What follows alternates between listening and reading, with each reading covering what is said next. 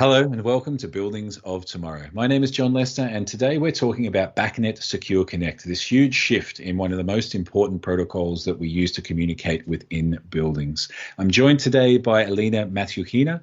She is a product manager for cybersecurity at Siemens Smart Infrastructure. Alina, thank you so much for joining us. Hi, John. Happy to be here. It's always an absolute pleasure. In the past couple of episodes, we've talked a lot about how building protocols, they facilitate such an important part of what buildings do today, spreading and sharing information within these systems, between different systems. They basically enable all of this great functionality that we're able to do within buildings today, but they come with some challenges. Specifically in this connected world, they have some challenges around being secure and protecting the continuity of function and the information. And we touched very quickly on BACnet Secure Connect, which is a huge shift in our industry towards making changes specifically around this area. Let's start at the very, very beginning. Could you give us an introduction on what is BACnet Secure Connect? Okay. Yeah, sure, John. So with increasing number of these requirements on IT, OT, convergence, and also to address the current laws and regulations on cybersecurity, BACnet committee, they developed BACnet Secure Connect. So BACnet Secure Connect is actually a new data link in BACnet stack. So the application's layer staying untouched, which means that all the messages, BACnet messages, they staying the same, only the wrapper around these messages are changing. So this provides a compatibility with already existing installations. So for those who are using, for example, existing infrastructure and they want to move to BACnet Secure World, they need to use a router. It's actually the same way if you want to move from BACnet MSTP to BACnet IP. You just need a router to do this. Right. You touched on a couple of really important points there, because obviously, maybe before we dive into those, can I assume that BACnet Secure Connect, it's written in the name, but it, by bringing these additional features, this translates into a more secure connection, more secure sharing of information? Exactly. So one of the most important features in BACnet Secure Connect is adapting IT best practices. So IT world, they're using TLS, Transport Layer Security, already, I would say, 10 years. Okay. We have a lot of, maybe everyone knows HTTPS, secure HTTP. So TLS used to secure this million of HTTP transactions every day. Yeah, and right now, BACnet Secure Connect, they adapted this standard in building protocols. Now you see that our building protocols, they become as secure as IT networks. Perfect. So we're actually learning from the best practice, which obviously IT know IT security better than anybody else. We're learning from them. We're taking their cutting edge technology and we're applying it to our communication structures. Yeah. And amazing. By the way, just want to mention that currently best practice to use TLS 1.2, but BACnet Secure Connect, they are requesting to use TLS 1.3, which is much more secure and also much faster. So now you see that, the protection of building networks become like protected as, for example, you're accessing your e-banking account. Okay. So we're not just doing what's best today, we're getting ready for what's best tomorrow. Exactly. Beautiful.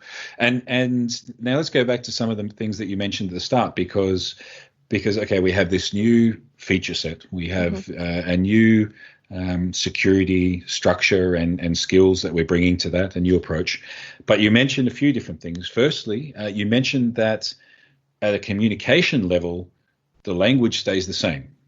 Yes, exactly. So BACnet, this object-oriented client-server language is the same. So building operators, they don't need to learn any other language, and they will understand the communication between devices pretty easily.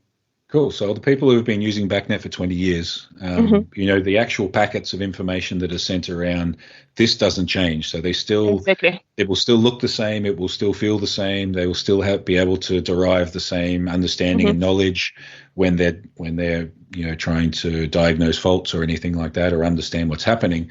It's just this wrapper that you talked about Yes. is adds some security hardness to this. Exactly.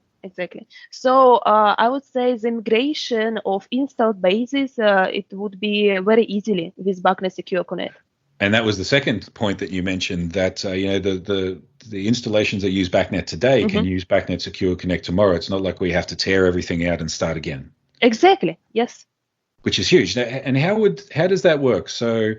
So within an installation that's using BACnet, we obviously have BACnet devices. Some will be 20 years old, some will be 10 years old, some will be new. How does that look on site? How do we start to bring this kind of level of security to an existing installation? So you just need a router to develop a router which will transform BACnet IP, for example, traffic to BACnet Secure Connect, or from BACnet MSCP to BACnet Secure Connect. Perfect. And then those different packets of information can be passed from one to the other as smoothly as they would be normally. But once you're on the BACnet Secure Connect side, it comes with all of these additional security features that TLS and some of the things that you mentioned from an IT perspective have been brought into this thing.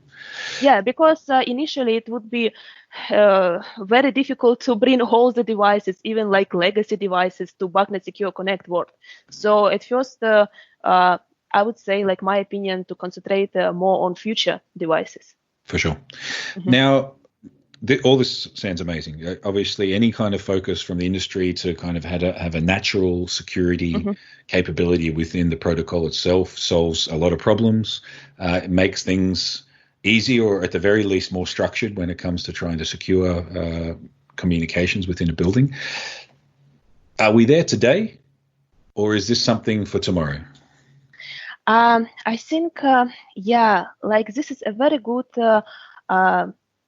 step forward for secure systems, building systems, but we still need to consider a lot of elements here.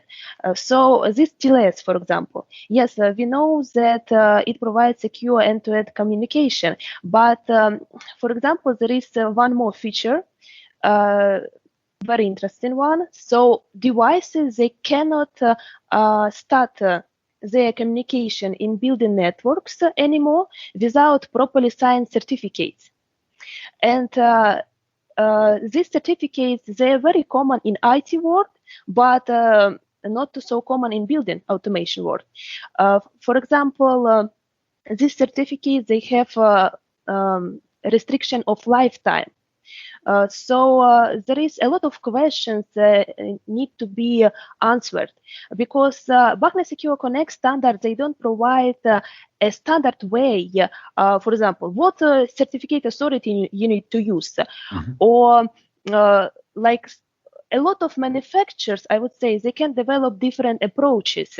For example, to use self-signed certificate, or to use public certificate authority, or just think about, large projects like airports, they already have this IT infrastructure in place, so they can easily manage these certificates. But what about kindergartens or small schools? They don't have this know-how. Understand. Yeah. Okay. So is it safe to say, or is it accurate to say that the standard itself, BACnet Secure Connect, has been defined? Exactly. This has been documented, and we're now in the phase of working out as an industry, manufacturers, installers, people that are integrating and deploying these.